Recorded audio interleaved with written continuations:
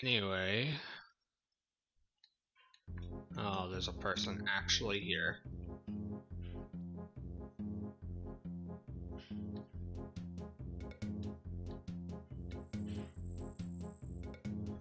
Okay, well, I'll have to world swap then.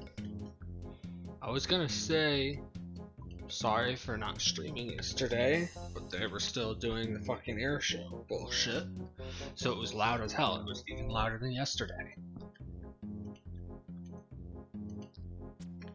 Anyway, I just restocked on arrows, spending about 150k.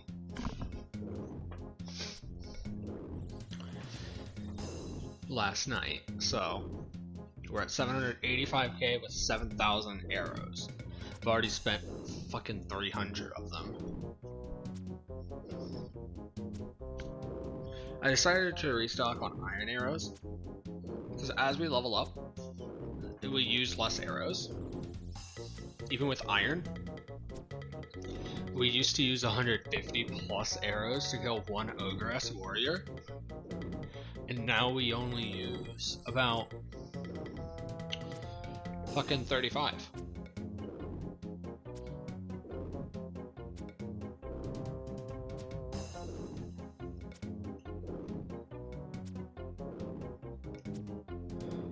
Also, Yuri, the most recent follower that you can see over here, they followed while I wasn't streaming. So I guess I'll thank them now.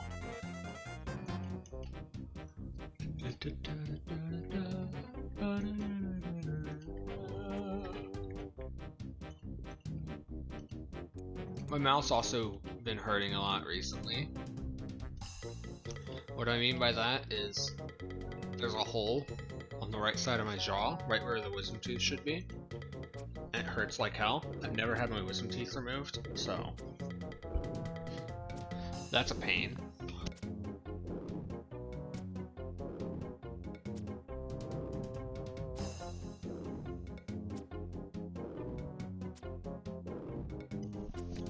Anyway, yeah. What can I talk about today?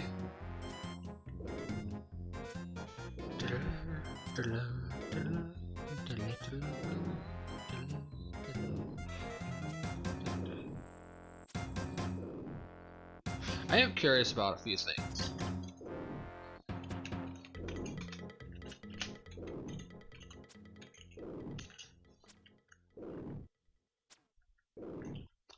I want to know where adamantite originally came from.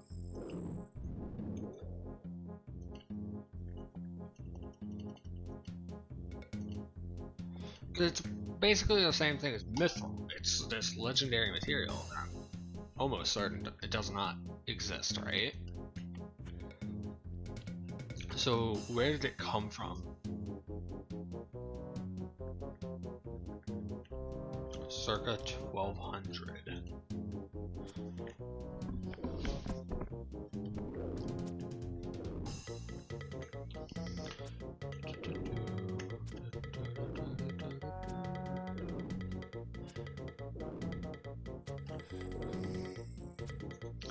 Adamantite is derived from an old Latin word adamantinus. Hi Lucius, how are you? Meaning hard as steel or inflexible, or from Greek adamantinos, hard as adamant, or adamas, or genitive adamantos, unbreakable or inflexible, or hardest, or as a noun known as the hardest material. Okay. Good morning, I just woke up.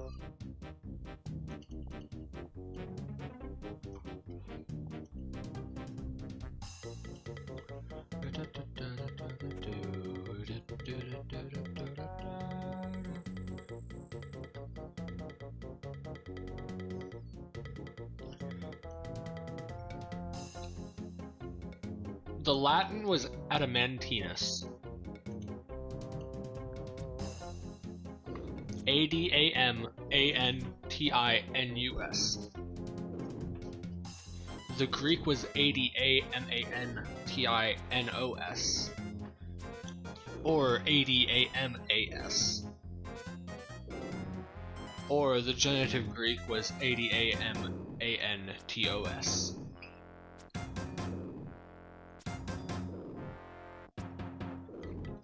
I mean, adamant is its own thing, but adamant is not like the same thing as adamantine.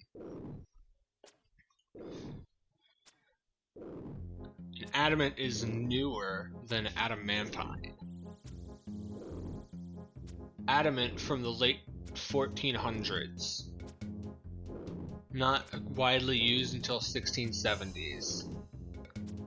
It's from French.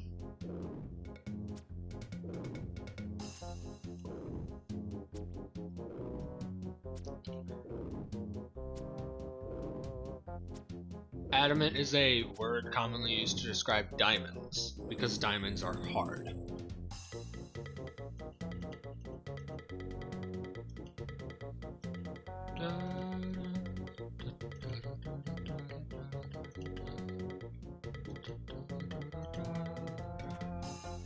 Oh yeah, while I was not streaming, I dropped a few med helms, full helms, and battle axes, and even a shaman mask.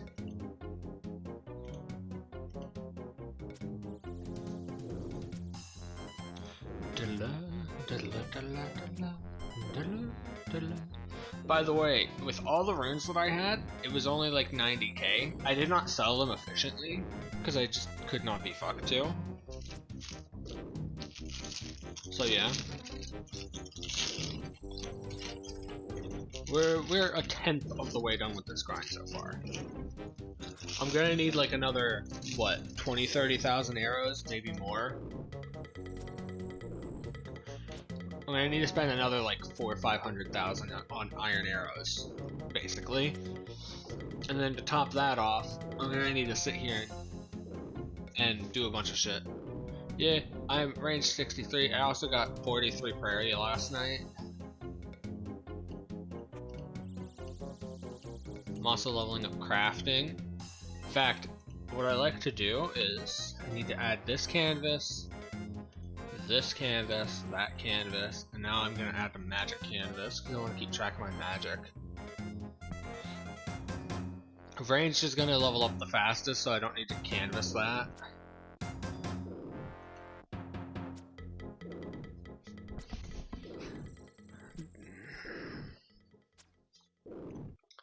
I did drop 2 full helms and a battle axe back to back last night.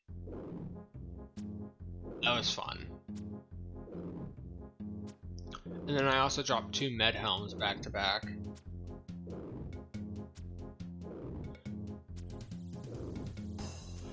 High range is going to be nice for members. There's another level of hit points. Anyway. Yeah, I know. High range is going to be great. But once you get to 85 range, there's like nothing after that. It's just about leveling up range to get better accuracy and max hits, right? At that point. Yeah, so I'll immediately be able to upgrade to like the best in slot weapons for ranged.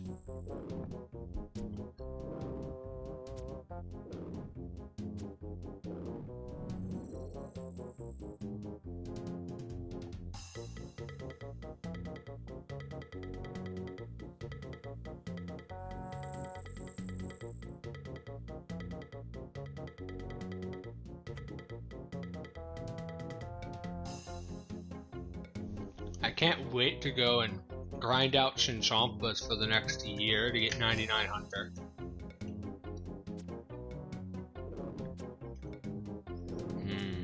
That's gonna be fun.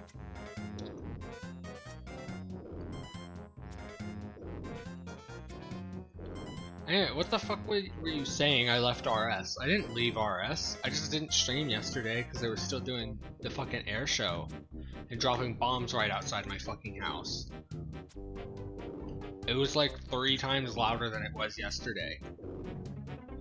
And it was so loud, it was 3 times as loud as it was the last stream. And last stream it was so loud that I had to mute myself practically the entire fucking stream because I wouldn't stop.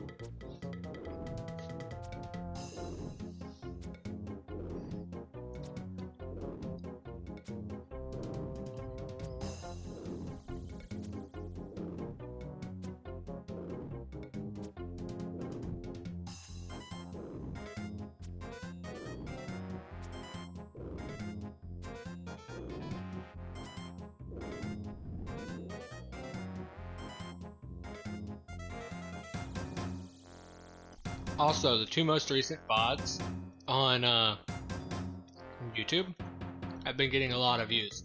So I guess I hit the algorithm again.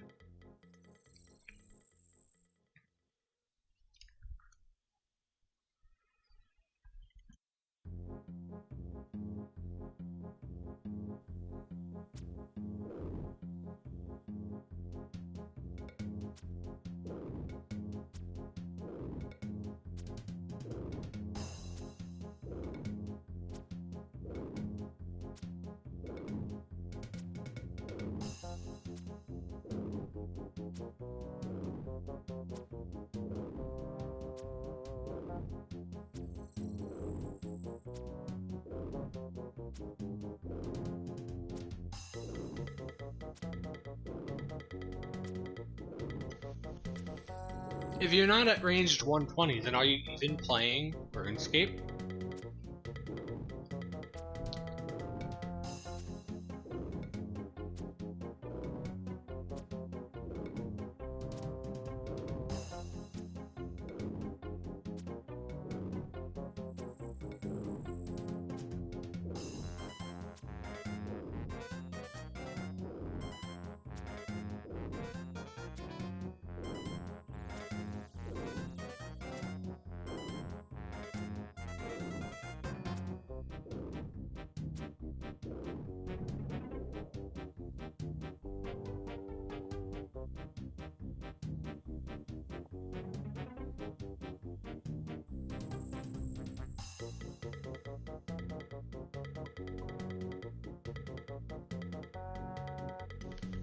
I'm pretty sure Mithril originally came from like Tolkien.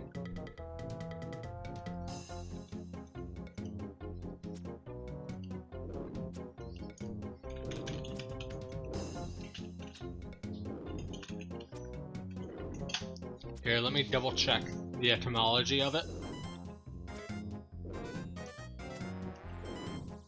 Mithril, M-I-T-H-R-I-L, is a word invented by the English author J.R.R. Tolkien in the Elvish language for a hard, light, precious silver metal. It first appears in Fellowship of the Ring. It was not in the original The Hobbit from 1937, but was added in the revisions in the third edition from 1966.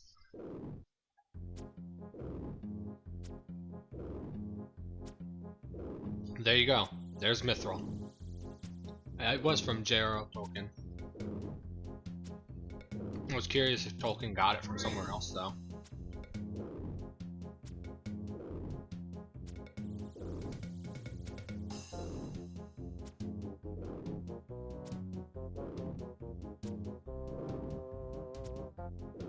I'm fucking getting yelled at, and like, I know exactly what he wants me to do. He wants me to go out there and help him hold something together, because my brother's too fucking stupid to hold something together for his own fucking desk. And he's gonna have me out there for like the next 2.5 hours. So I can't really just get up and leave. I've been streaming for 14 minutes. I need to actually stream. I need content. Granted, this isn't much fucking content. It's me sitting here right-clicking and then left-clicking once every like minute and reading off bullshit from the internet.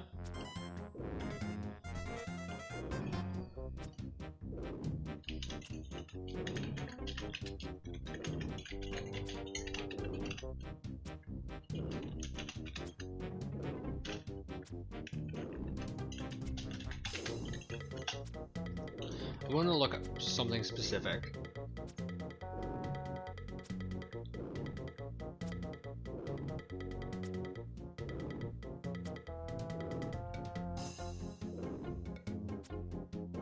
I want to see if there's anything.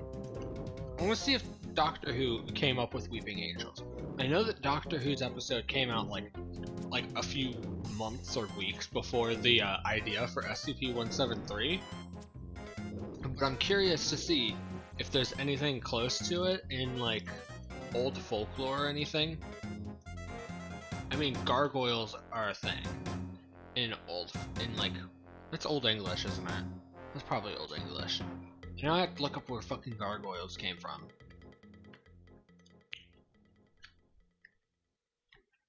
But specifically, I want to know if anything kind of like Weeping Angels existed prior to Weeping Angels. The closest I can think is fucking gargoyles.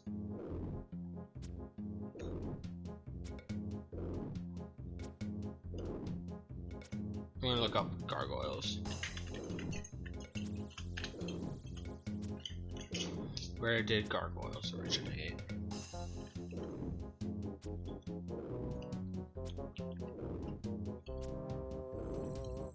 Blah blah blah blah blah. Gargoyles are such a good fine. So gargoyles. The term originates from the French gargoyle, which is in English is likely to mean throat, or otherwise known as gullet. Latin gargulio, gula, and gargula, meaning gullet or throat, are similar words derived from the root gar, to swallow, which represented the gurgling sound of water. Portuguese and Spanish, garganta, throat, gargola, and gargoyle. It is also connected to the French verb gargaser, which shares a Latin root with the verb gargle. It is likely imitative in origin. I got a diamond, nice. I'll continue reading in a second.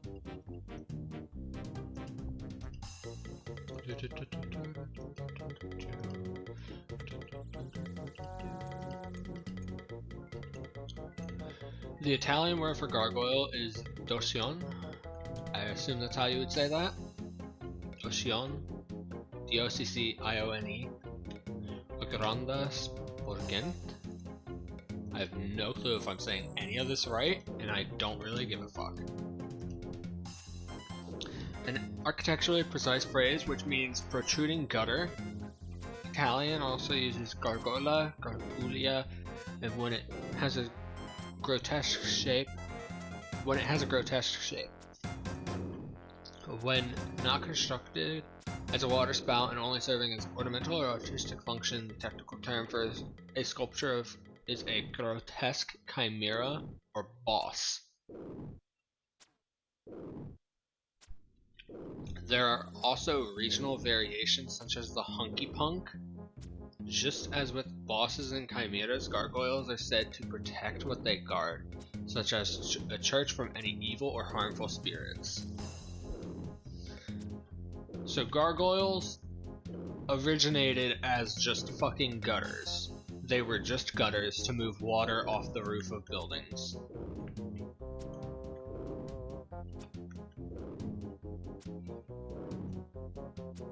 The French legend sprang up around the name of Saint Romanus, circa 631 to 641. I think the idea of gargoyles as like actual entities came from around that time then. But I need to keep reading to actually get to know.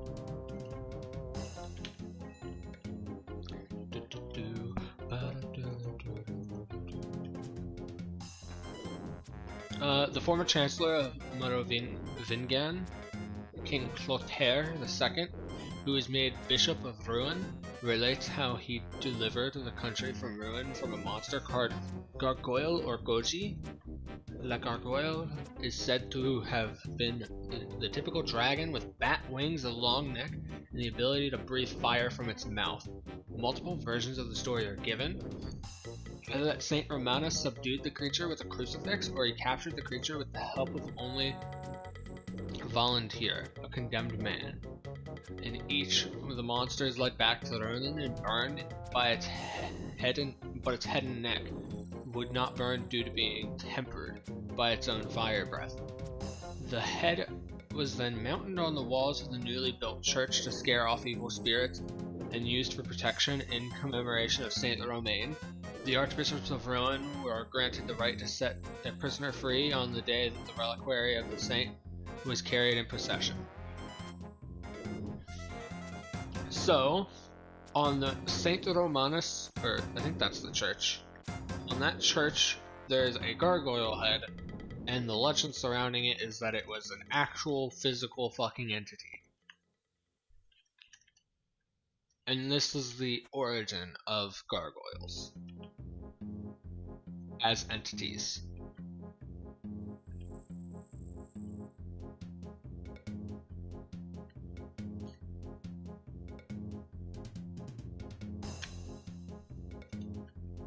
I'm gonna look up a picture of this church.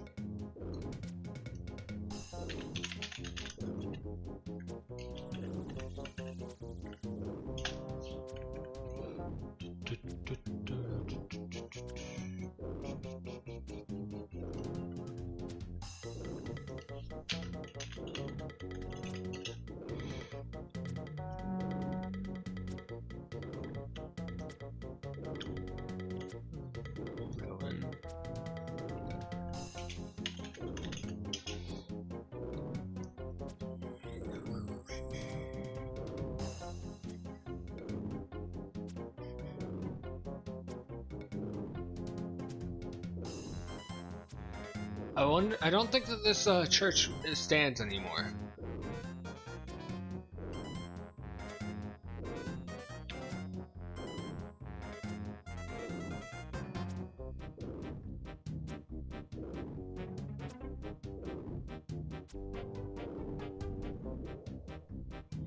I don't believe that this church is standing anymore because I can't find any images of it.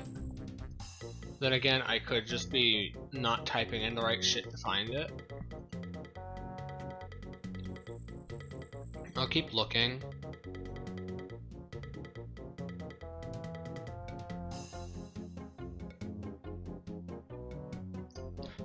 There is a few things lacking from the description though. They didn't describe... Okay, they said it was the typical dragon with bat-like wings, a long neck, and the ability to breathe fire. So there's no description for what its head looked like, except for there's an actual gargoyle head, so that's what the head would look like. So we have a head, a neck, and bat-like wings. We don't have a body, any kind of limbs, or anything else. We don't know if it had a tail or anything in the original story.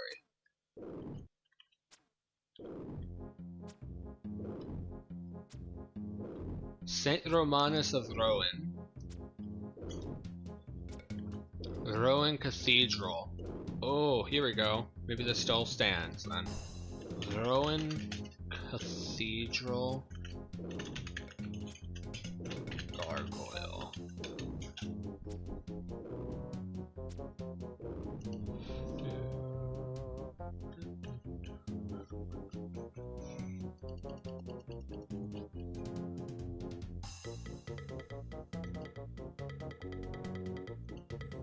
There doesn't seem to be that many close-up pictures, but I do have a few.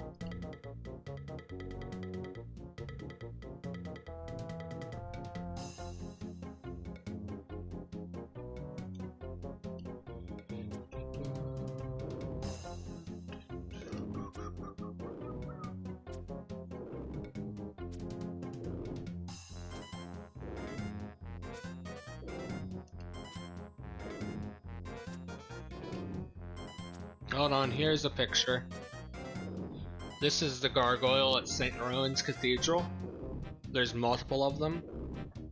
This is them, evidently. So, I don't see how this is just a neck and a head, though. Also, they're pretty fucking small. But yeah, that's the originator of the gargoyle. That's where the legends of gargoyles started, I guess. And now they're something within pop culture today. It started as some fucking tale from the 600s, and now it's something that's actually in pop culture and like widely used in architecture. Over 1,000 years later. Over 1,400 years later, actually.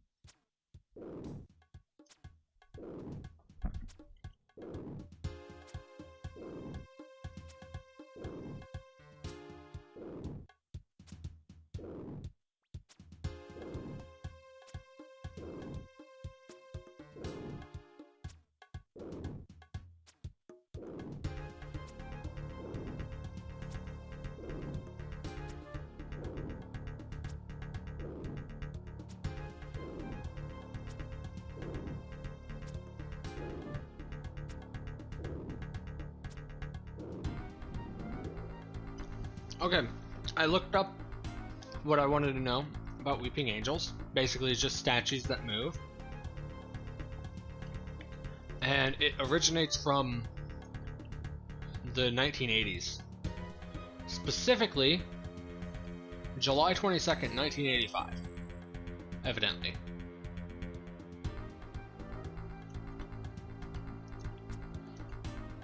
The moving statues phenomenon occurred during the summer of 1985 in Ireland, where in several different parts of the country, statues of the Virgin Mary were reported to move spontaneously.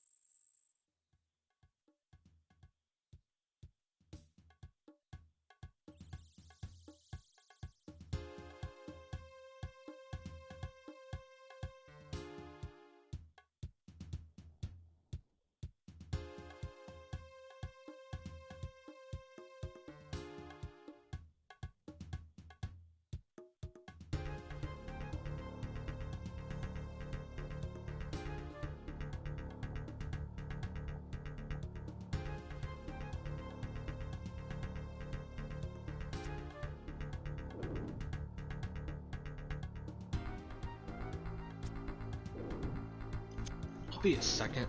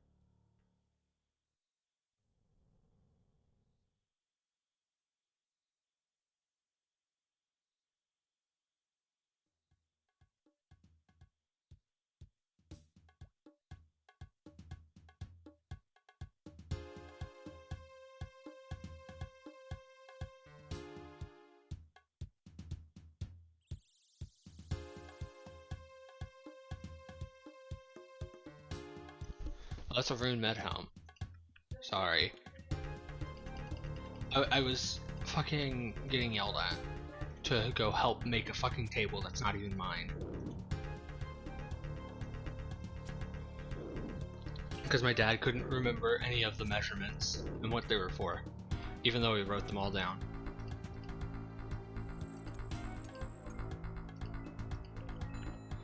We're at 800k. Gotta get another 6.2k, 6.2 mil.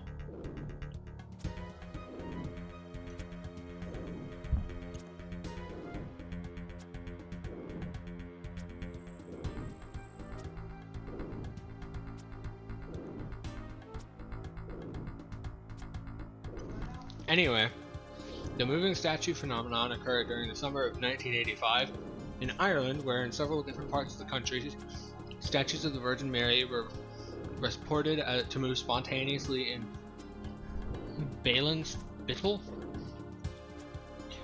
County Cork, in July 1985. An observer claimed to have seen a roadside statue of the Virgin Mary move spontaneously. Similar occurrences were reported shortly afterward in Mount Milleray, County Waterford, and at around 30 other locations around the country. They were not all Marian apparitions, some involved other divine figures and or saints. I'll continue reading in a second.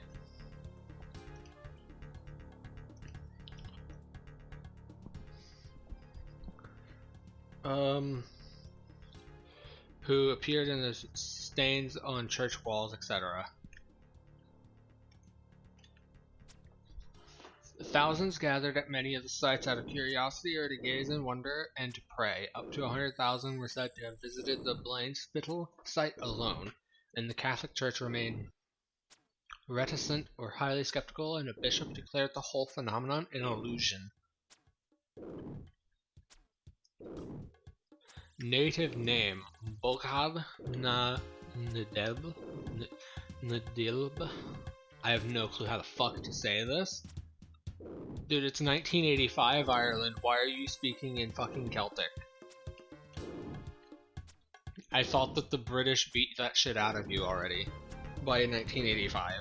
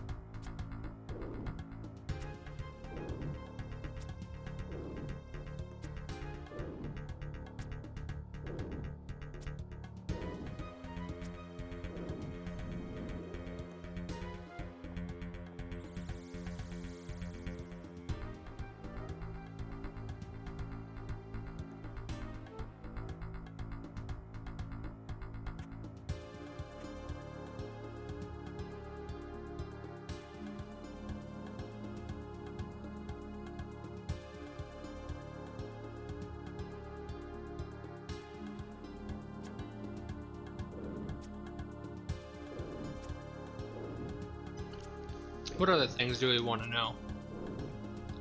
We learned about gargoyles, and we learned about moving statues.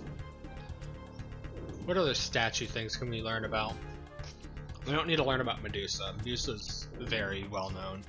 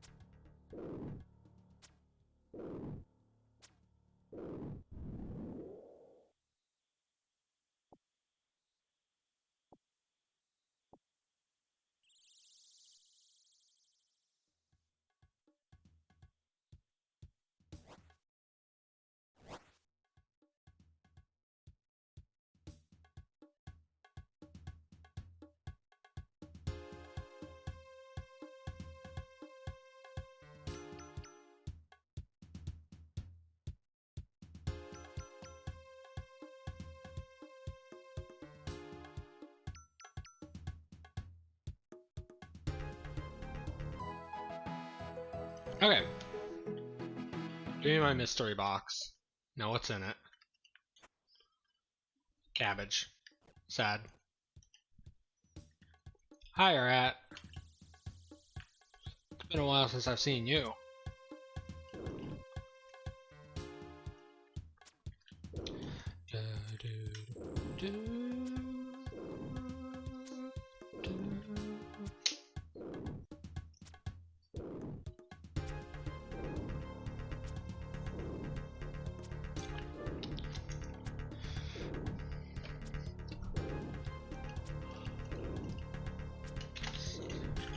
Statue-esque monsters. I want to see if there's any other statue monsters that I can think of.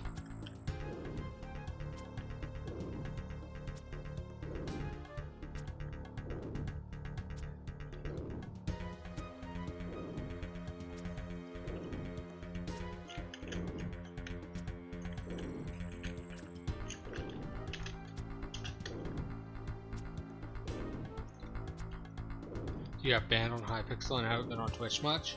How the fuck did you get banned?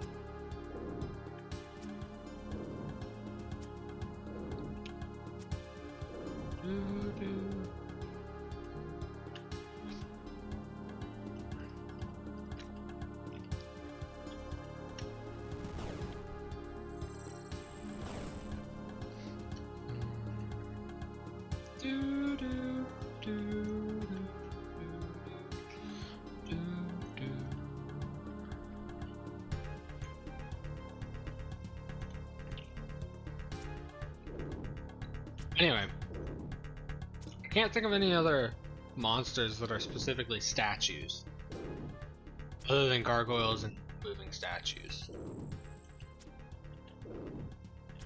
I'm curious, when did this ghost? When did ghosts originate?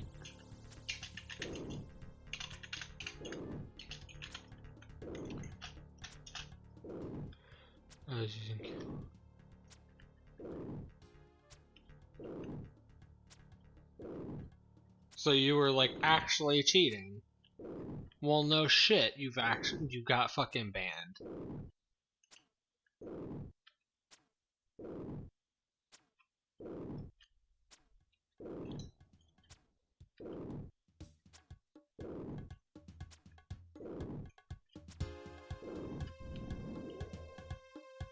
Hey, a full helm.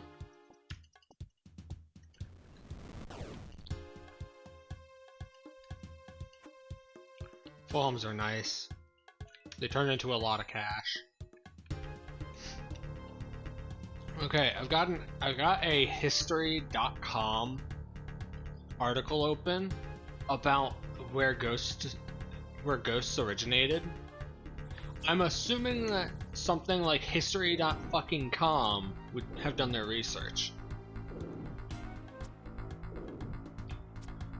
They first published this in October 29th, 2009 and updated it June 10th of 2019.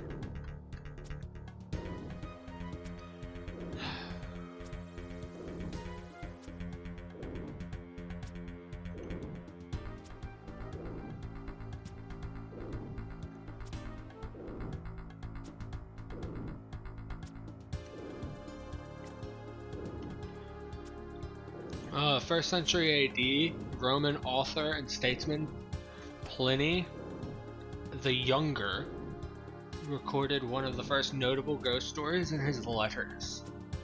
Damn. So Pliny the Younger was like one of the first people to do ghosts.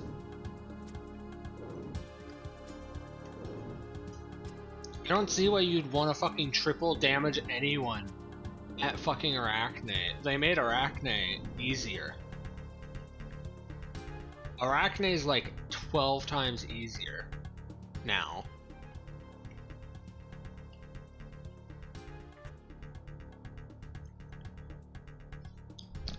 Blah blah blah blah blah. Which became famous after their vivid account of life during the heyday of the Roman Empire. Pliny reported a specter of an old man with a long beard rattling chains was haunting his house in Athens. The Greek writer Lucian and Pliny's fellow Roman Placius also wrote memorable ghost stories. Centuries later, in 856 AD, the first poltergeist, a ghost that causes physical disturbances such as loud noises or objects falling or being thrown around, was reported at a farmhouse in Germany. The poltergeist tormented the family living there by throwing stones and starting fires, among other things.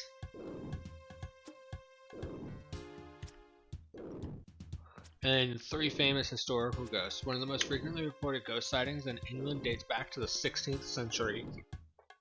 Anne Boleyn, the second wife of Henry VIII and the mother of Queen Elizabeth I, was executed at the Tower of London. And that's all the ruins now.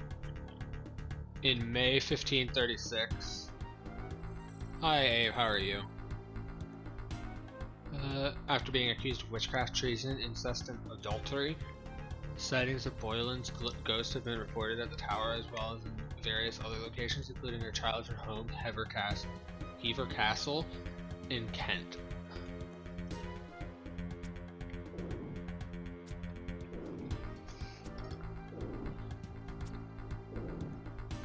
So yeah, ghosts originated back in the BCs. One was Pliny the Younger, born.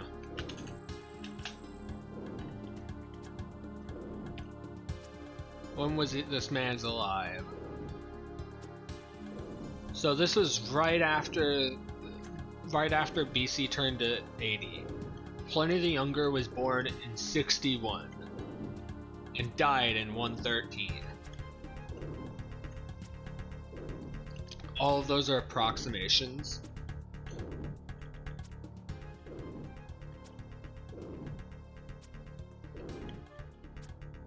And this man's in the early AD wrote some of the first ghost stories. So that's where ghosts originate.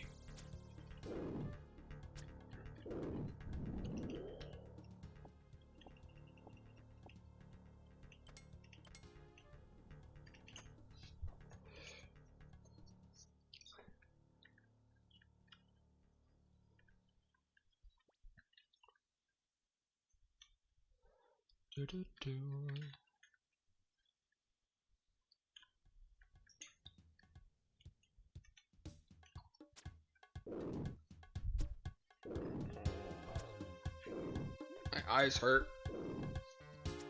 I did just wake up, so.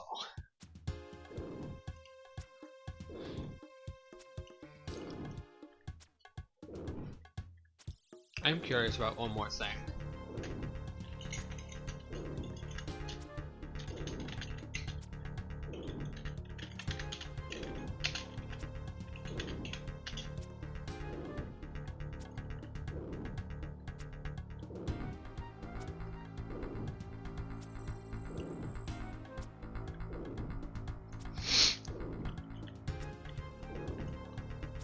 This one's gonna be very, very hard to figure out.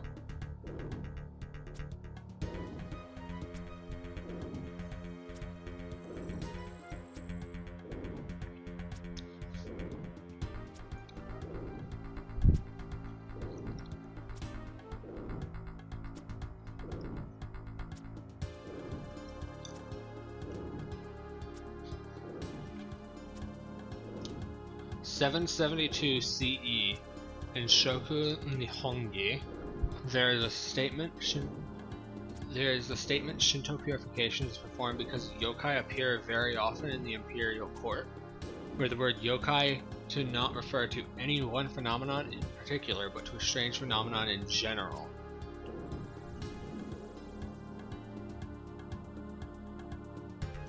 I'm looking up where yokai originate from now. I'm curious when in time they originated. Oh my god, fucking annoying cunt shaman.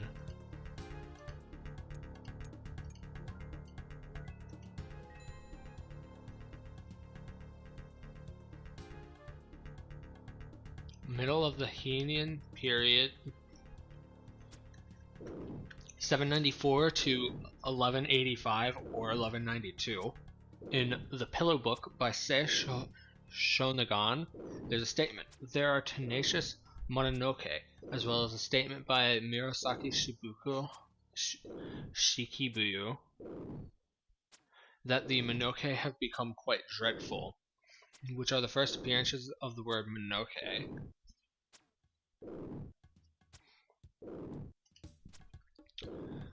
In 1370, the Taiheki, the 5th volume, there is a statement.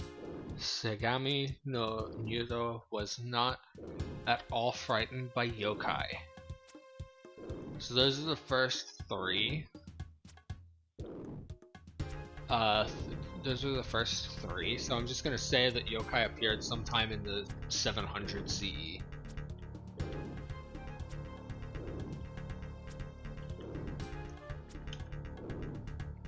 Because I don't think we're gonna find much else on them.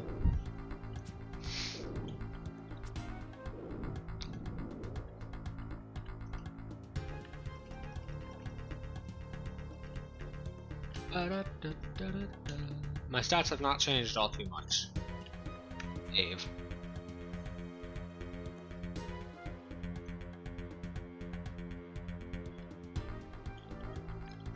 What other interesting things can I look up? We've looked up yokai, ghosts, gargoyles, and moving statues. What else could I look up?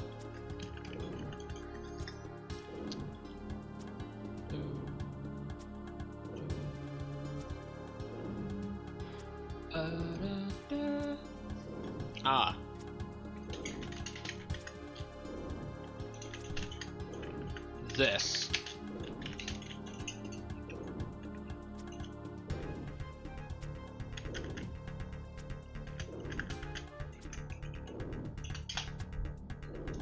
This one is gonna probably be one of, if not the hardest thing to pinpoint in history.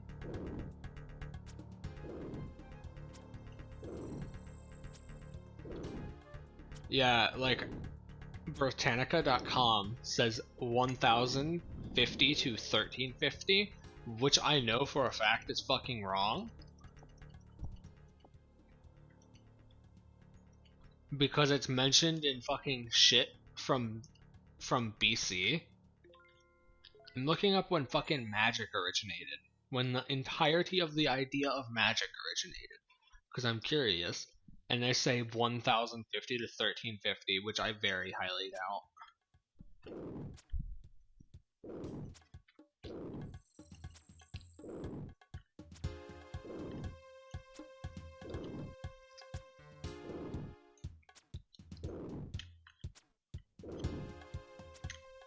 Because magic is just practically anything relating to the supernatural.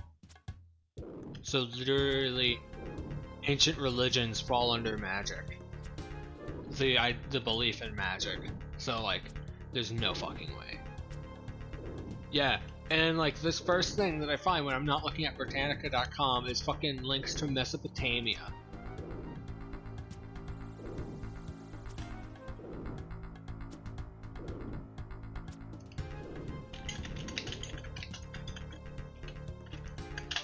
When was Mesopotamia founded?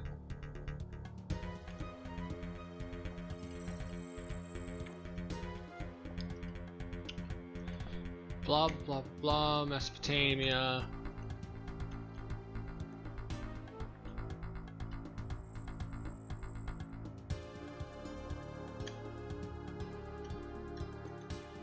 The Sumerians of ancient Sumer and the Akkadians of Akkad originate from different areas and dominated Mesopotamia. Yeah. Mesopotamia followed Babylon in 539 BC. The Achaemenid Empire in 332 BC. So this is like This is mid BC era. This is early written history, basically. And even when you're saying written, it really wasn't written all too much. This is early ancient history where the belief in fucking magic comes from. So it's like 2,500, maybe 3,000 years old, probably older. Because there's fucking places other than fucking Babylon, Akkad, and all these other places that believed in it. There's no fucking way that it came from fucking 1050 AD. The goddamn Jews believe in magic in the late BC era. There's no way in hell that it came from then.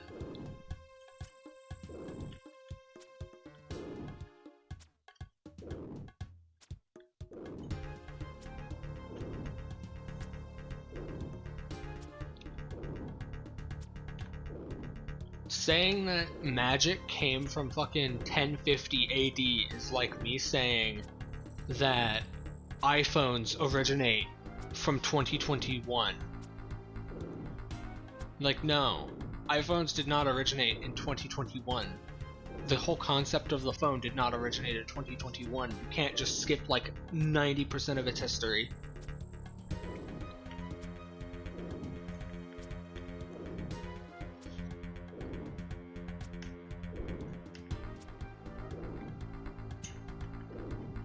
The shaman's not OP. The shaman can't do jack shit. The shaman's just annoying. Because if the shaman attacks me, I have to kill it if it doesn't get out of the way. It means that I can't aggro this fucking warrior.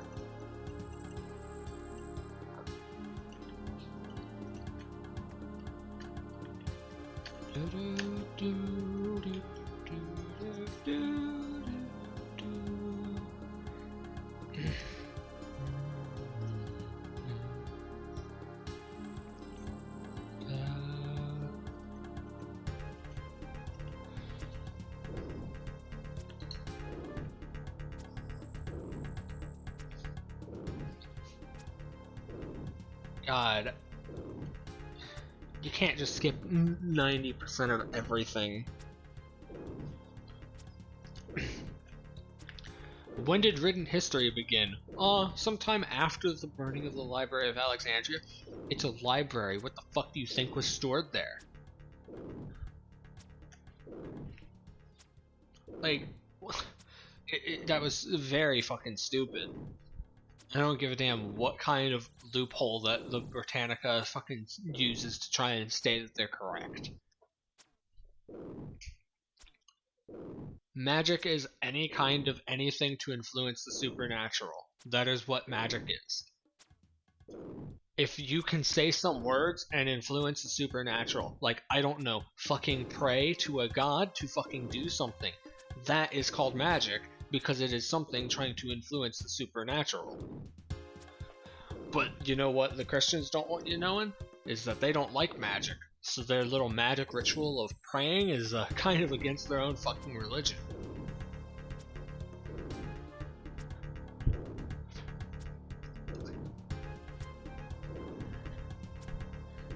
Which is very funny.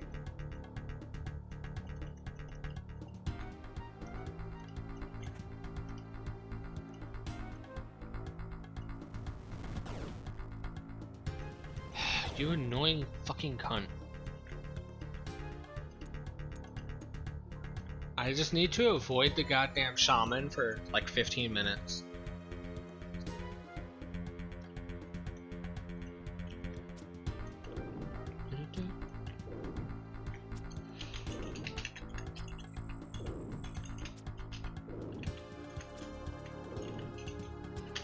When did gods originate? Because I know some of the basic old history of fucking the Judeo-Christian God. The God of the Muslims, Jews, and Christians. how he started out as a volcano god, but then they got pissed off at other fucking cultures having better gods than theirs, so they just started adding more shit on top of their god. And then it became, oh, our god's all powerful, all knowing, and does everything.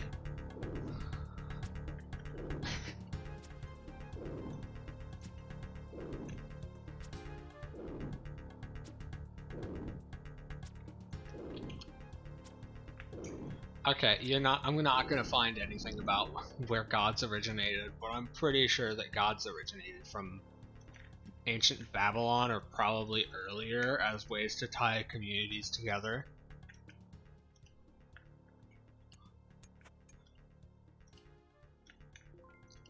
It's hard to keep an entire community together, especially in fucking ancient times where people could just fucking die. It's hard to keep an entire fucking civilization together without a common belief in those kind of times. So having some big ass driving force is really fucking useful to them. It's kind of not as useful now because our people aren't kind of being eaten by every fucking animal and killed by other people every 5 minutes.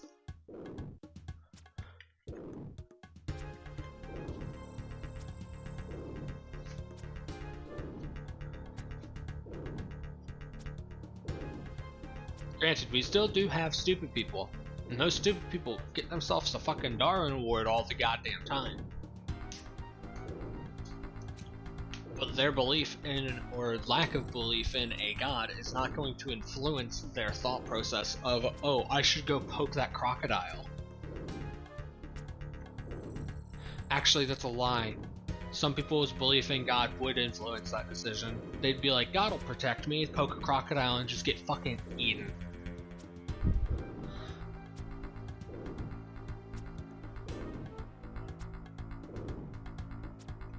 Just don't fuck with the big murder lizard. If you fuck with the big murder lizard, you die. It's kinda simple. Especially if it's a big murder fucking horse. You know, a hippo. If it's a fucking hippo, you're already dead.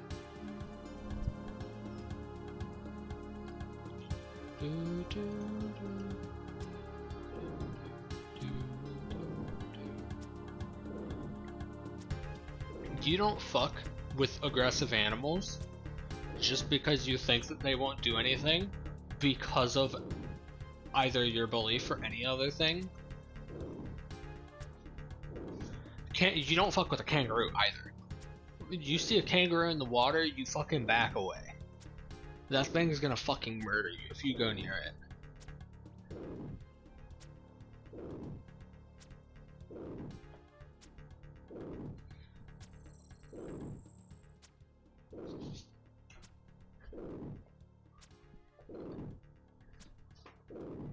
A fucking kangaroo?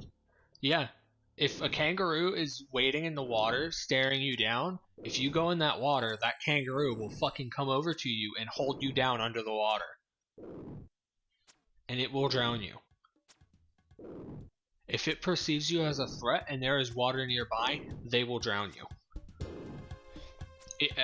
Don't fuck with mooses either. A moose could destroy your car. If you hit a moose with a car, you're gonna die. That moose is just gonna get its legs taken out from under it and it's gonna fall on top of you. Hitting a moose is like hitting a big furry brick wall that gets angry.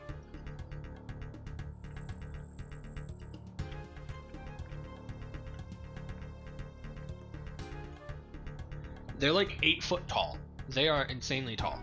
You're not gonna hit its body unless you're in like a fucking 18-wheeler.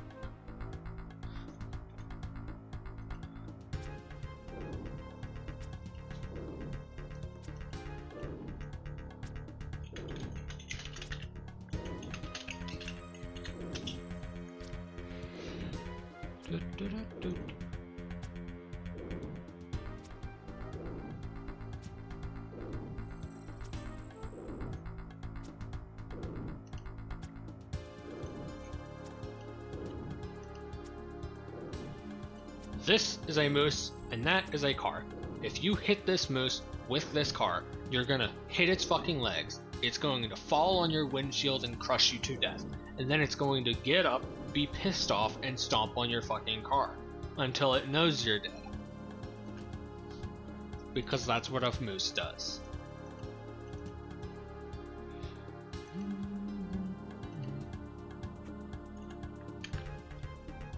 Hippos just kill to kill. Hippos are fucking awful.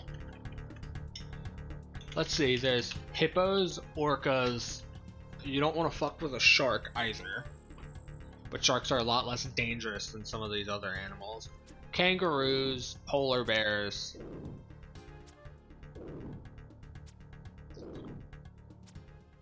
Crows. See, crows are nice, but they can be a real big dick. The reason that they can be a real big dick is simply because a crow will fucking remember you for like their entire life, right? You wrong a crow, that crow's gonna follow you around for the rest of your life, making your life hell. They're not fucking dumb. They can mimic human speech. And if you piss them off, they will get their entire fucking crow posse to come and fuck your life up. They won't kill you. They'll just make your life a living hell.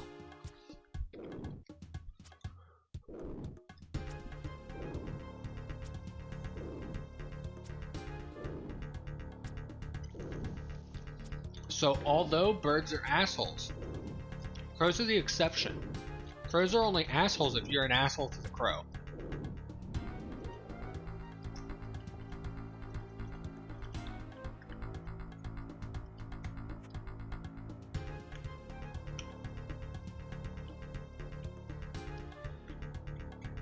Orcas are assholes to everything. Except for humans, because they know that if they fuck with humans, they're gonna go extinct.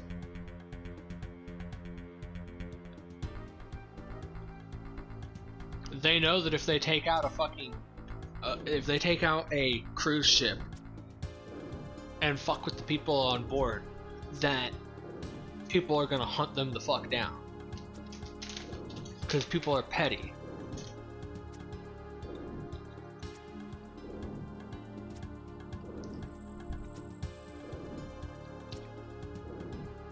Like an orca will launch a seal out of the fucking water just to kill it, just to have fun killing it. They'll slap it with its tail as hard as fucking possible, which will like skin the entire fucking seal and send it flying out of the water. And then they won't even touch it, they'll just swim away. They didn't kill it to have food or anything, they just killed it to kill it. And SeaWorld tried to keep these fuckers in an aquarium. It's no fucking wonder that the handlers get fucking eaten.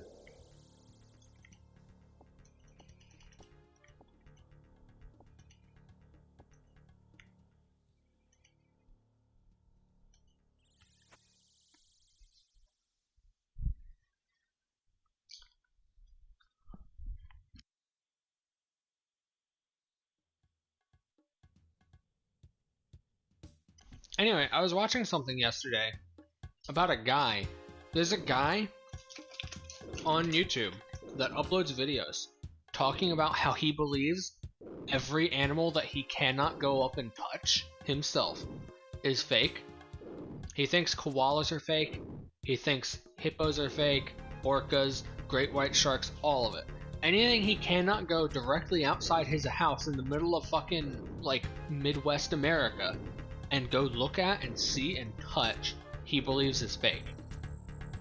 He believes that fucking koalas are just stuffed animals that Australia has stuck up in trees.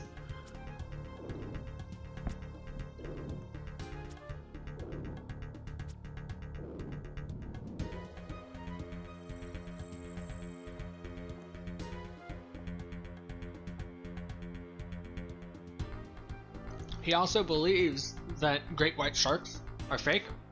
for the sole reason of he can't even go see them in an aquarium. Why can't he go see them in an aquarium? I mean, he can. Some places do have them in like tanks and shit. They just need absurd amounts of water.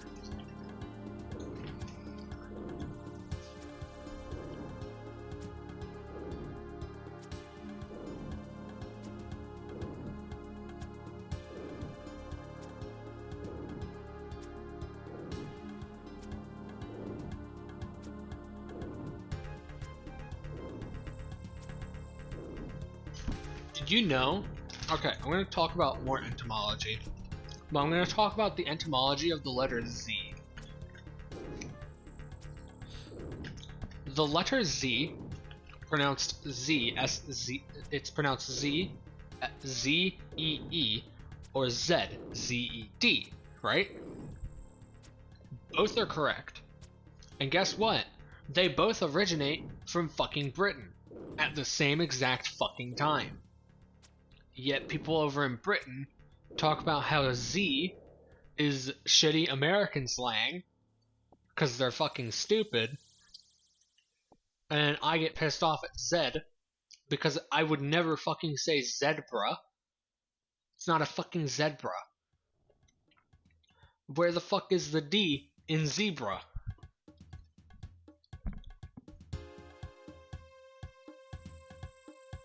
And how the fuck do you say zoo? Like, yeah, you'd say it zoo. Why the fuck put a D in your Z?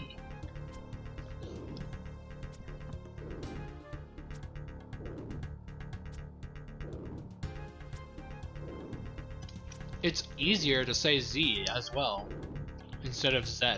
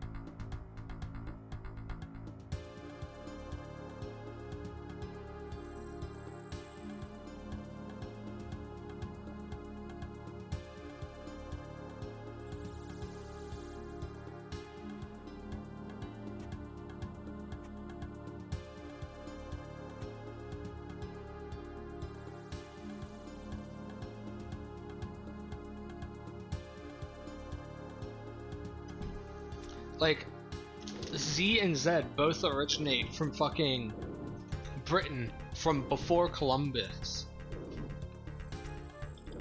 Yet one of us uses Z and the other uses Z. Even though Z, it looks and feels clunky to me.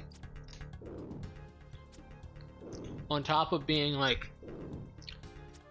you pronounce a bunch of different letters with vowels in them. You don't pronounce a bunch of different letters with extra consonants in them.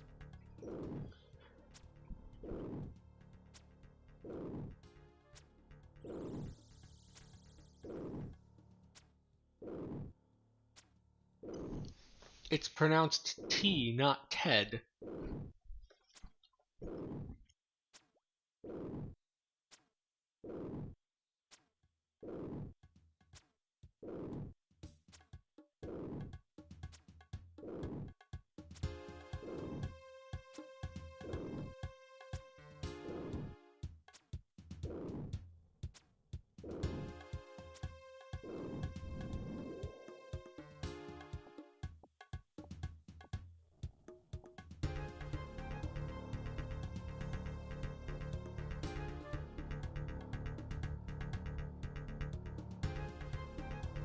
I've almost got 2 million XP.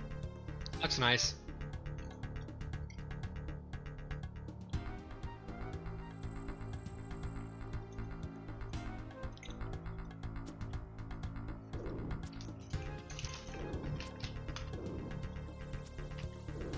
Yeah, I don't understand Z, like, at all. I have unironically heard people fucking say zebra. But like, hold on. It is spelled Z-E-B-R-A. Zebra. If you say zebra, then where the fuck did the E go? And where did the D come in? Like, there is an E next to that B.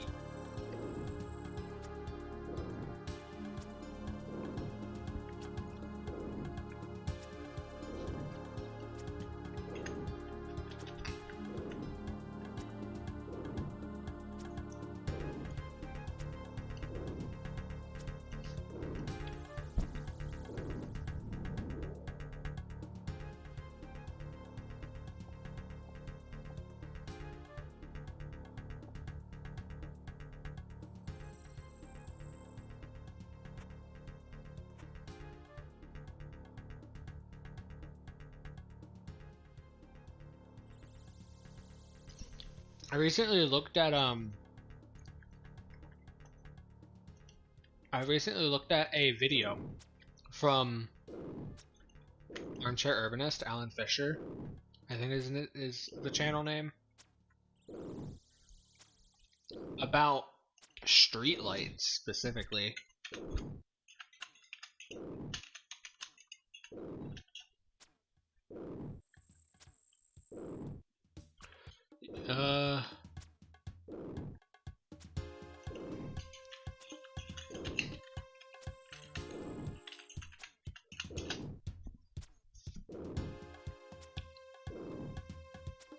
Yeah, Alan Fisher, how different road surfaces affect streetlights.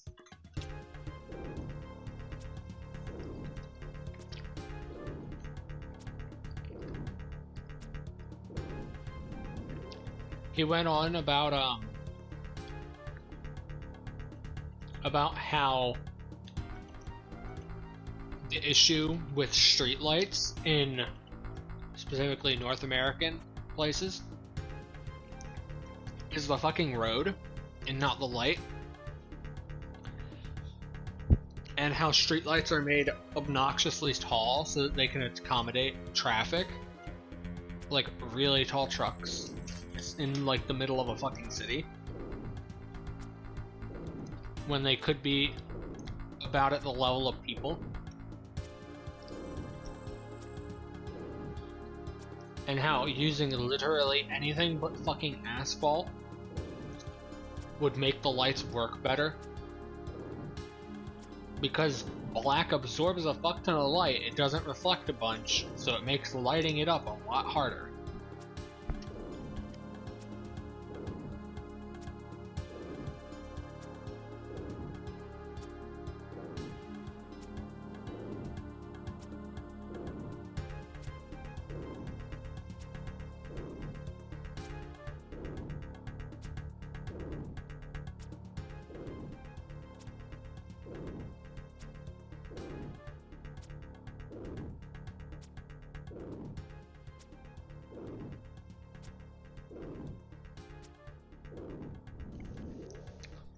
Oh yeah, there's another video on Alan Fisher's channel, part of the Armchair Urbanist series, and it's called Americans Don't Understand Passenger Trains, and the actual image for its what is this called again? Thumbnail. Its thumbnail image is a map of the US showing where exactly there's passenger transport. And the vast majority of the US, and by the vast majority, I mean practically every single Passover state and everything that's not on the actual coastline, does not have any sort of passenger train system.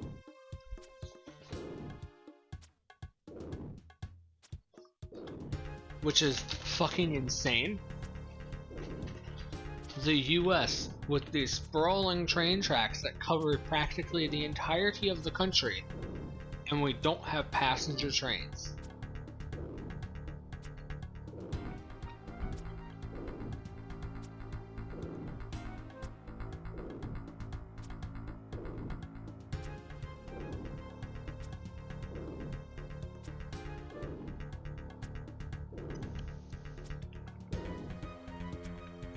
There is literally like 1, 2, 3, 4 states in the US that have a full passenger train system.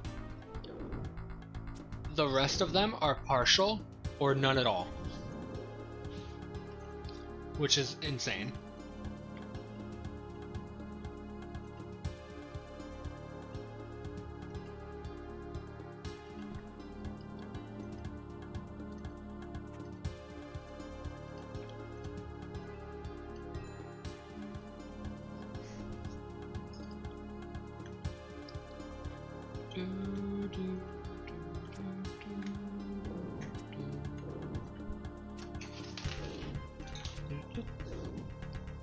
What can you even do at 85 farming?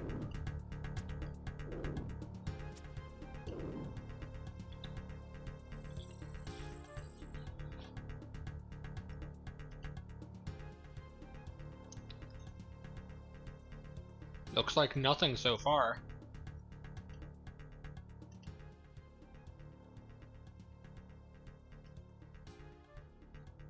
Torstal herb. You can grow torstal. You can grow calistris trees.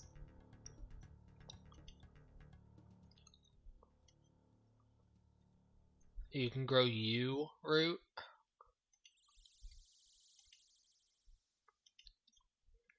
And enter the highest tier of the farming guild. Cool, you got 3 things.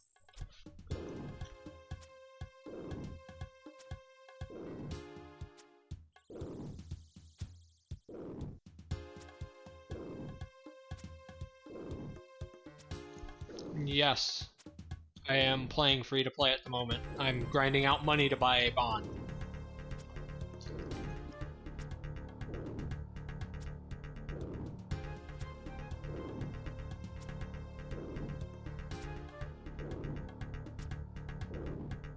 Thought what was members? Ogres? This area right here is the Corsair Cove resource area. You get access to it after the Dragon Slayer 1 quest, but you can also just enter over here to kill ogres, over here. This area of ogres, though, is less populated and is only accessible after Dragon Slayer 1. But you can come kill ogres after you have done Pirate's Treasure.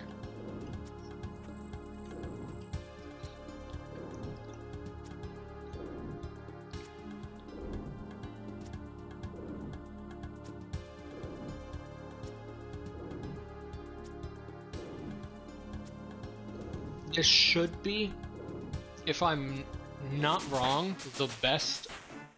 There's 64 range. The best money that I can make in free to play. If I'm not incredibly unlucky, that is.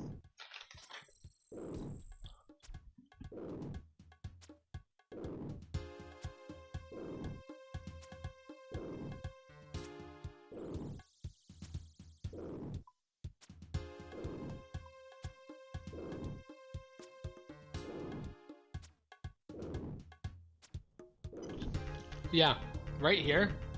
You can use this ship to Corsair Cove next to Remington after you do the quest here for a Pirate's Treasure, I believe it's called. And then after Pirate's Treasure, you can use this ship for free. And then you can come into the Corsair Cove dungeon, fight ogresses here, and if you've beat Dragon Slayer 1, come up here.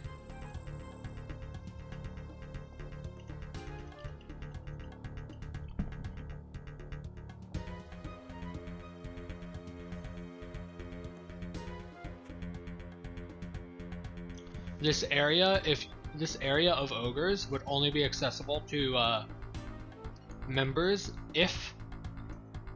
only if you had not completed Dragon Slayer 1, because the only other way over here is through this jump over here. Through an agility check. So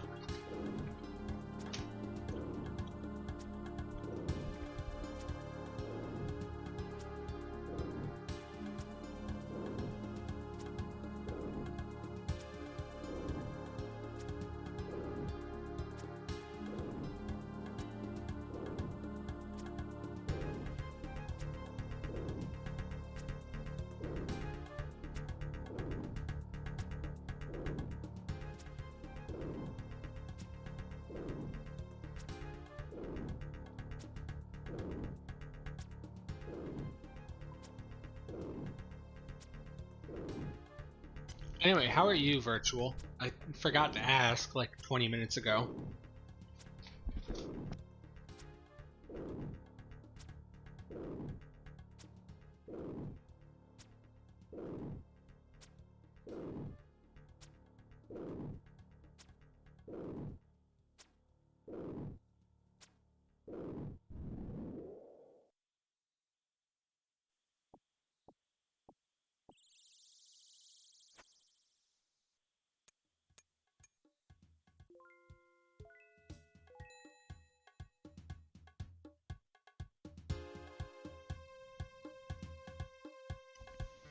I need to change music. The question is what song to change to.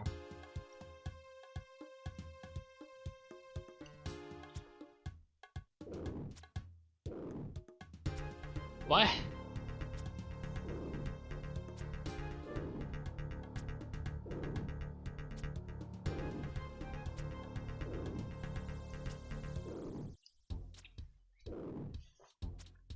Huh?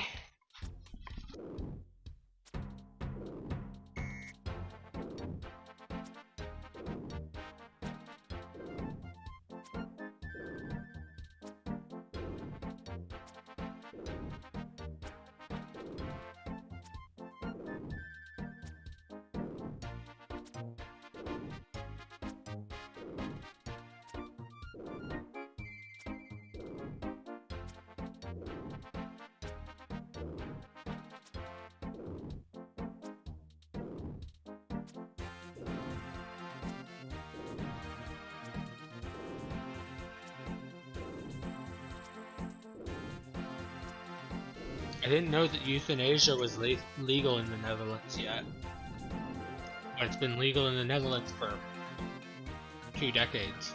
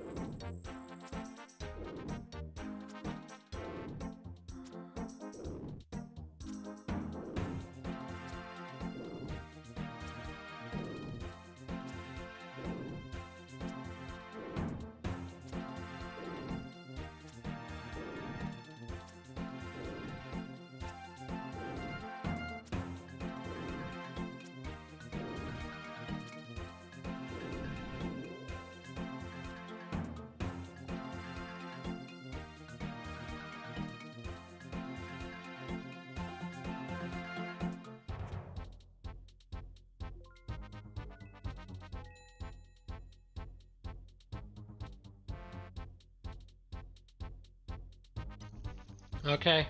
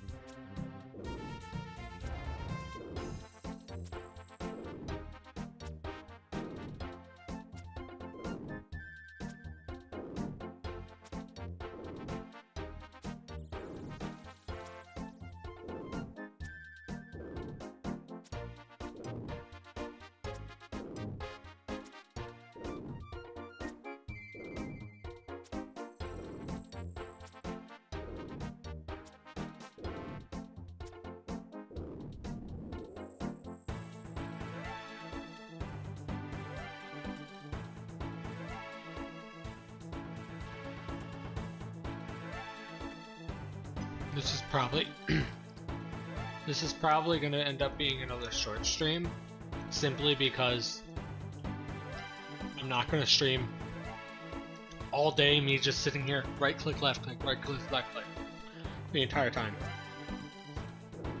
I've got other shit to do too.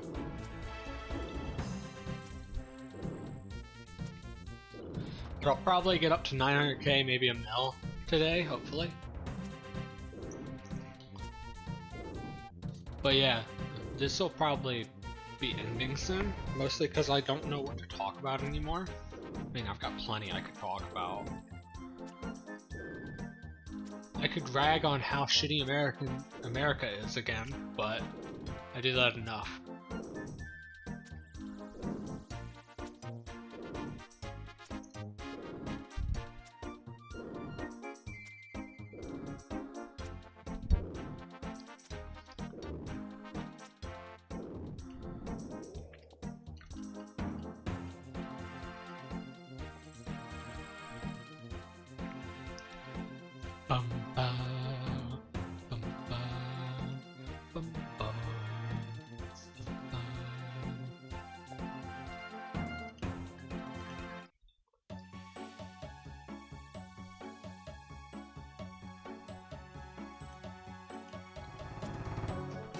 I'll do at least a bit more. I want to see if I can drop another battle axe or full helm.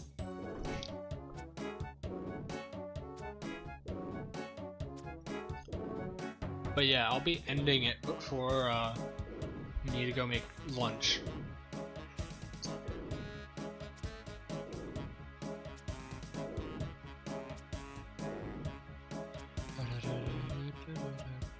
Which will just be another salad, as it usually is.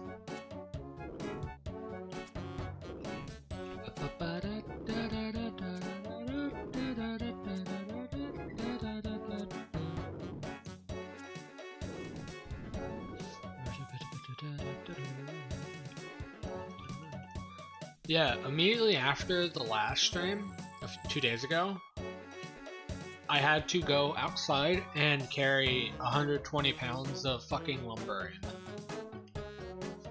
Practically by myself. From like a couple dozen yards away.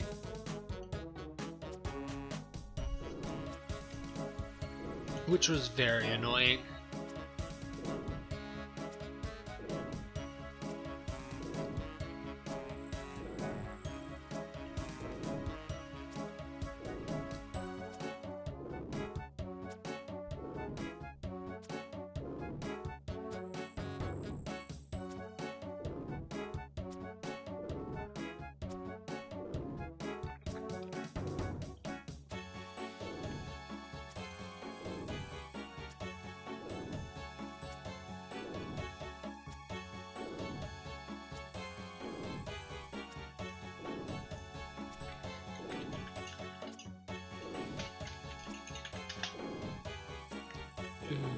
If I had the money,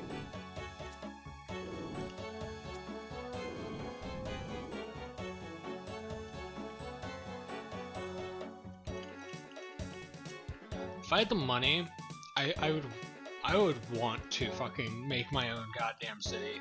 But that's like incredibly expensive. It would need like at least statewide approval.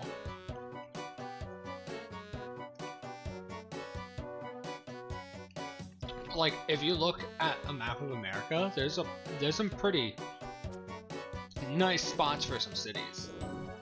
And if it's a new city, it makes setting up actual good infrastructure there actually easy, instead of having to tear down all the current infrastructure to actually make it good. The issue is that it costs a fuck ton of money.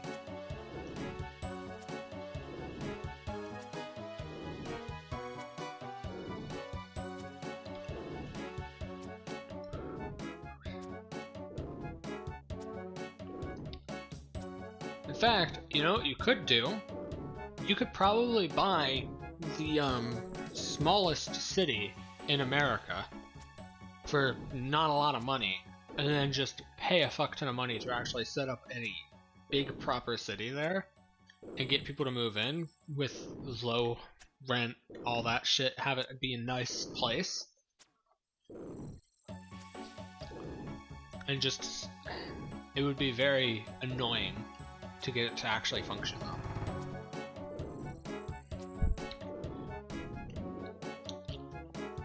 The issue is that if literally anyone currently in like the city infrastructure, like building cities, were to go and do something like that, it would be built pretty fucking shittily.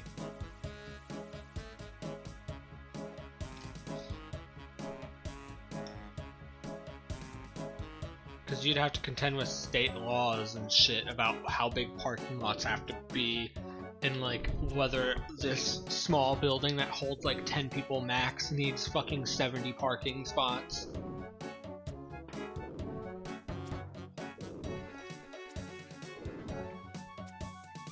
But like if you had a couple $1 billion, if you were a really rich motherfucker, you could set up a decent city.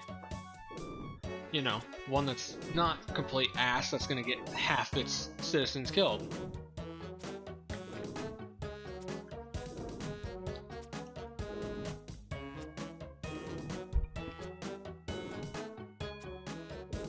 You would just have to design it like a modern city and not like a city from 1936.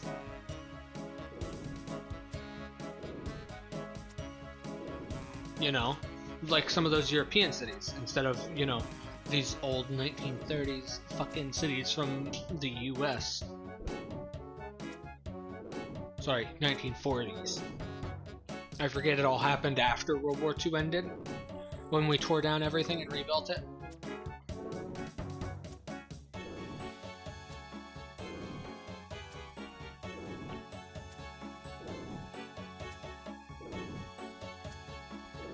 Very annoying.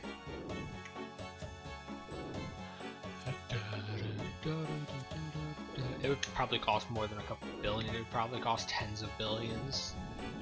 But if you wanted to start small, it wouldn't cost nearly that much. Only a couple, what, hundreds of millions instead of tens of billions, which is a very notable decrease.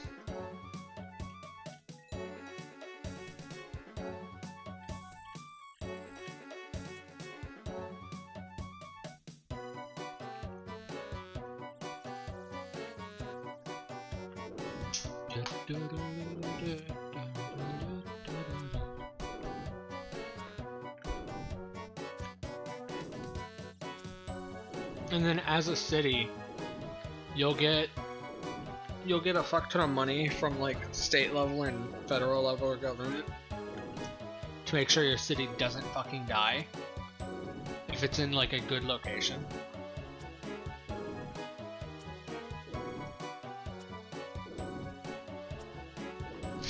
So it's basically, you set up a city, you get people to move in with really low fucking everything.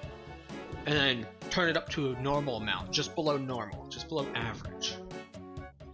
And then if it becomes a big enough city, you'll get a bunch of federal and statewide funding to keep your city from dying, because then it is actually good for the economy that your city's there. And then you'll get the money. You can return all taxes and everything to a normal level. Hi Ruby, how are you?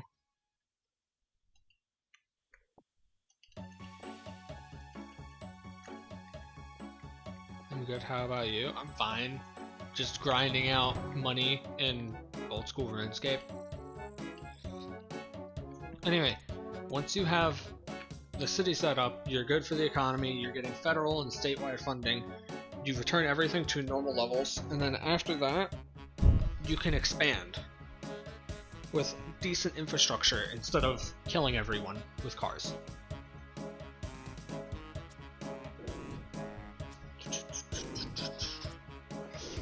You just need a very big investment up front. And a lot of research into open plots of land that you can buy from cities or from the state. Scarlet, what?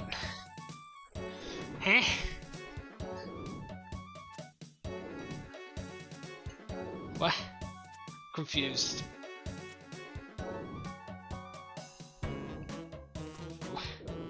That's not normal. People don't normally subscribe.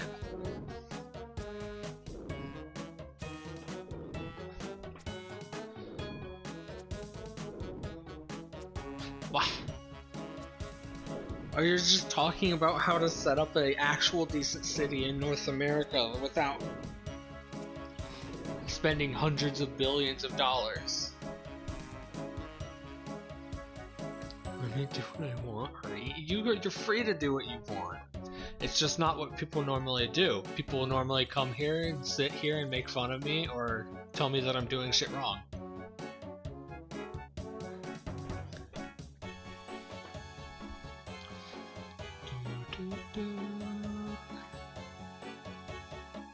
What? Also, hi Scarlet, how are you?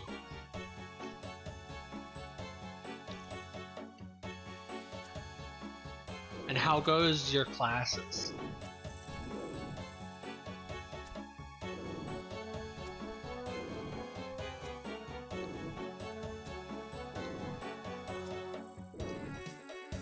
You're heading to a class right now? Well, thank you for the sub.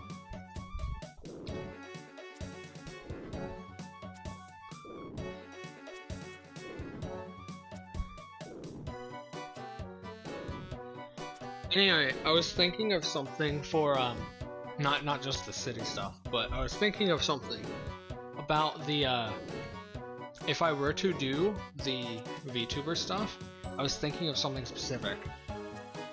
And what I was thinking of was, you know how I have the pangolins over here and over here, right? I was thinking of doing something weird, but I don't know how I would do it.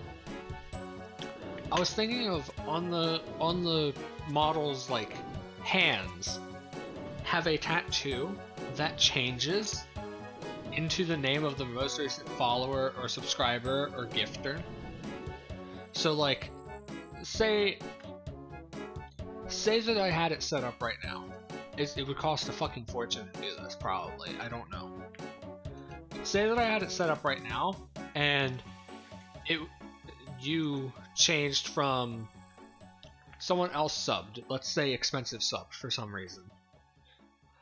Then, as expensive subbed, it would change the tattoo on the hand from saying Scarlet Nightmare to Expensive Runner.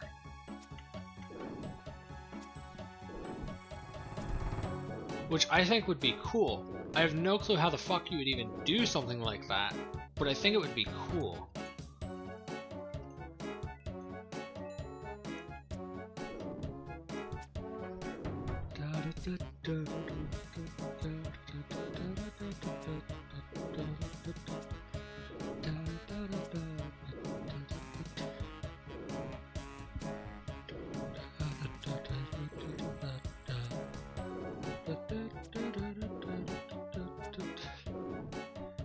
Can do? Can do what? What?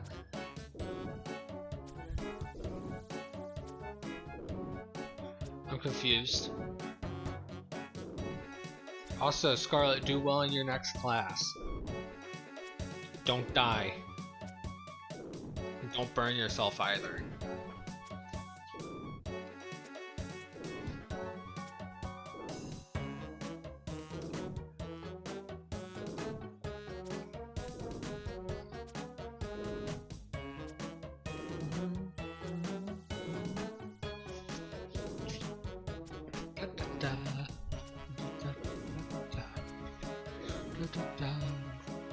I like how I've been an affiliate for over a year now. Like, it's November. I got affiliate last year in September. And people are still getting first badges for fucking subscribing because no one subs. I've had like 7 subs total, I believe.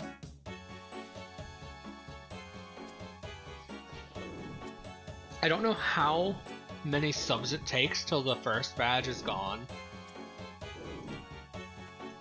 but I feel like it should be going pretty soon.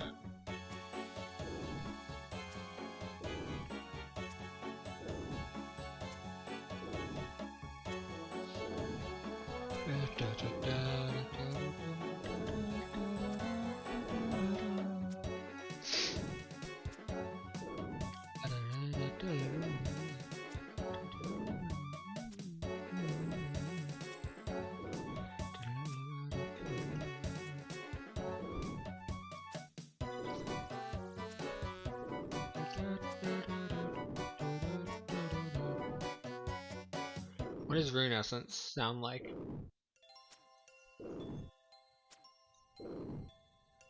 Ah!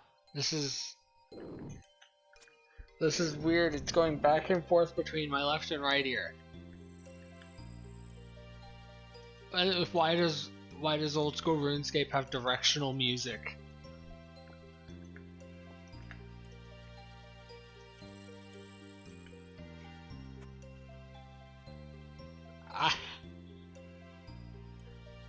Why does old school RuneScape have directional music?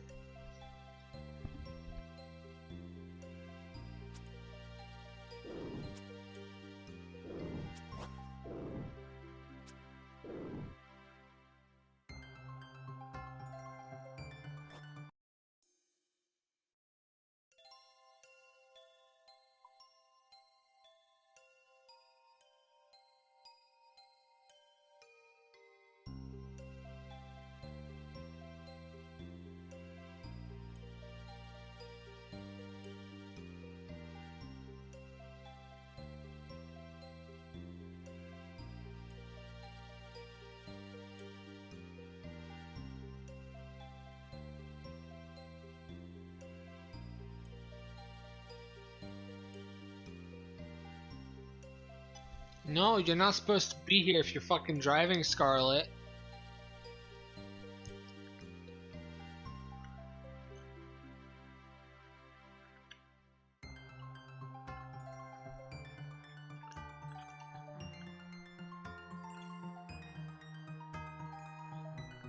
Scarlet, I'm gonna hit you.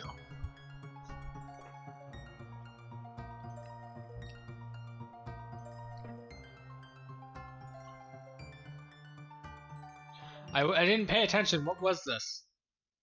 I think I didn't pay attention. I didn't see it.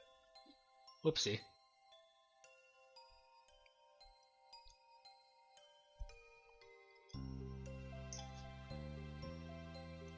Ants.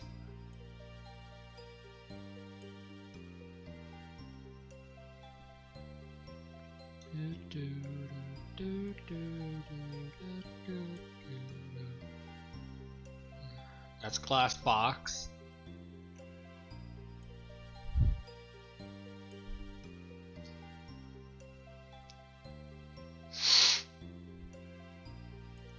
Come on. Think.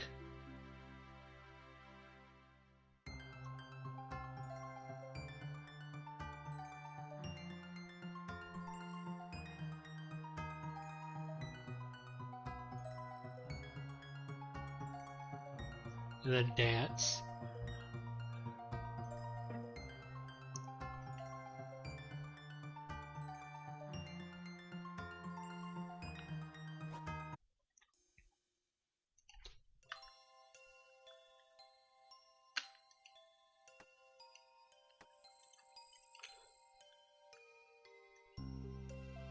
Oh my god, this guy took my fucking spot. You cunt. This absolute fucking cunt.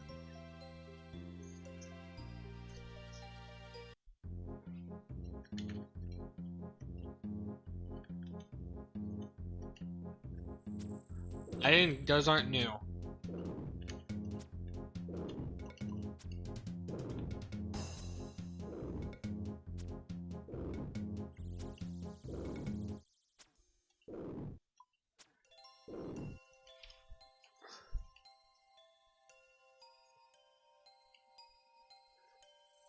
I guess they are. I thought that I already had the full mime set. No, I did have the full mime set, because I remember all I was missing was Beekeeper, the Stale Baguette, Zombie Mask, and this camo shit. Yeah, those aren't new, but like, it should say 2 now, but it doesn't. Oh well, whatever, I don't care. I'm at 724 total level now, which is nice.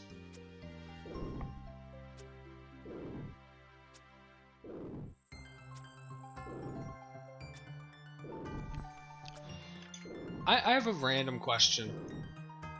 Do people unironically do tier 3 subs? Because I don't think I've ever seen someone unironically do a tier 3 sub. Or ever heard of anyone doing such a thing. Because the only tier 3 subs that I've ever heard of were like a tier 3 sub to Pokimane as a fucking joke. Or some bullshit like that.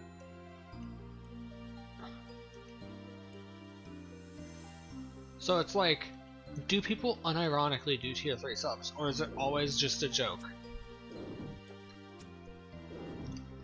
Because it seems like it's always just a joke.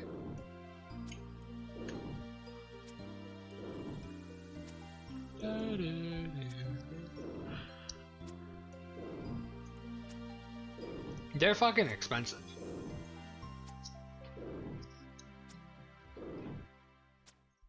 Because like a tier 3 sub, all you get is emotes for subbing. You don't really get other shit other than maybe some Discord stuff too. So it's like, why do a tier 3 sub? All you're gonna get is like a single emote or 2.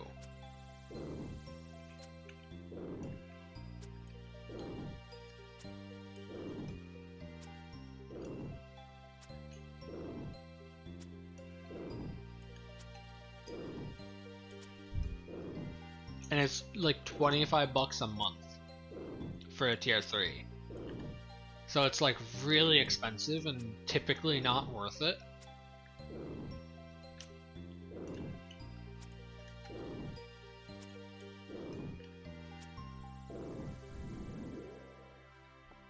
There's another med helm. I want to get a full helm or a battle axe again.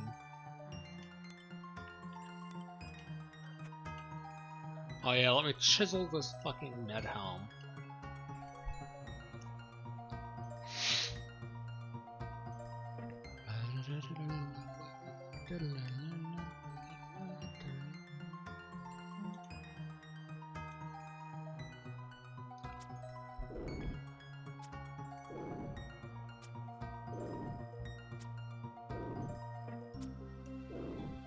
We've almost gotten a full level of crafting just from killing ogres.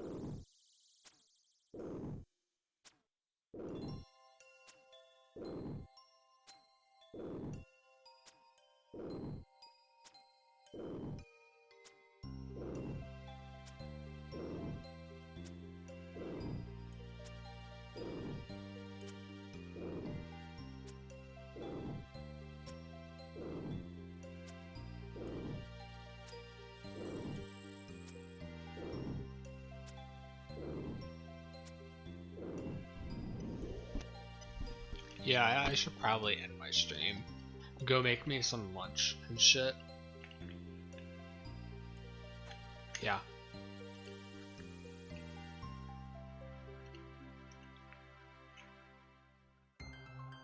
I'll just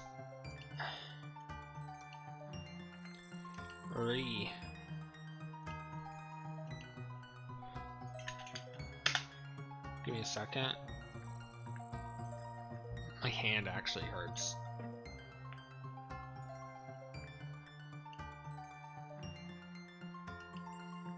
Yeah, I'll just end it. No one's online. I'll continue the grind and update people in the Discord and the OSRS channel.